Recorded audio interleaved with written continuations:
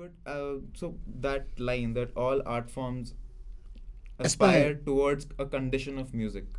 It, I read about it. You have told me about this in an earlier conversation as well, and someone I don't remember. Somebody had a commentary that what it means is that the form and subject matter of music is the same, whereas in other most art forms, No, I, form would, and subject matter I is don't think you slightly could different. simplify it, Tanmay, as simply form and content takes us into another realm of philosophical discussion. So if you go to Kenneth Burke, if you go to the Western aestheticians, you go to Susan Langer, the dynamic body on the stage. So either you are describing a relationship of mass with space, which is dance, the moving body, the moving image.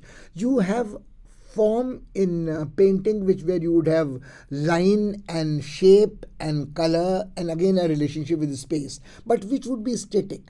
The problem is that in dance and music and in food the relationship would not be static. You would not be defining a form which would stay there for a while, you know. And then of course you can say you can set fire to a painting, you can vandalize a painting, you can wreck a building. So, but even the glorious monument, the wreckage of the monument, would it give you some idea of the scale. Take Konark, for instance, or take the Athenian ruins, or take the amphitheaters in Rome and things of that kind. So even a ruin of a majestic architecture would have something tangible, concrete. The rubble would tell you the scale.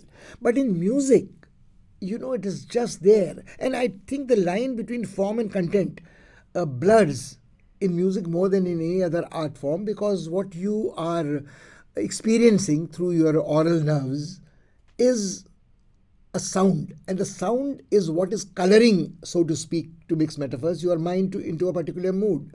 So if you are listening to a symphony, or if you are listening to a sonata, for instance Moonlight Sonata, for instance, which has been copied very many times in Indian film music, or you talk in terms of a martial march, so it would evoke a certain, battle drums are sounding, you know. So the point is there is something primeval about sound and what it does to you.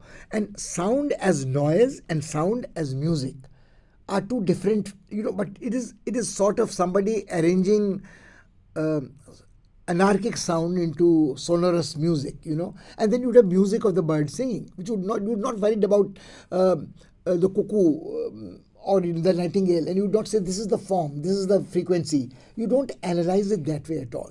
So in all great art, I think form and content merge into one another.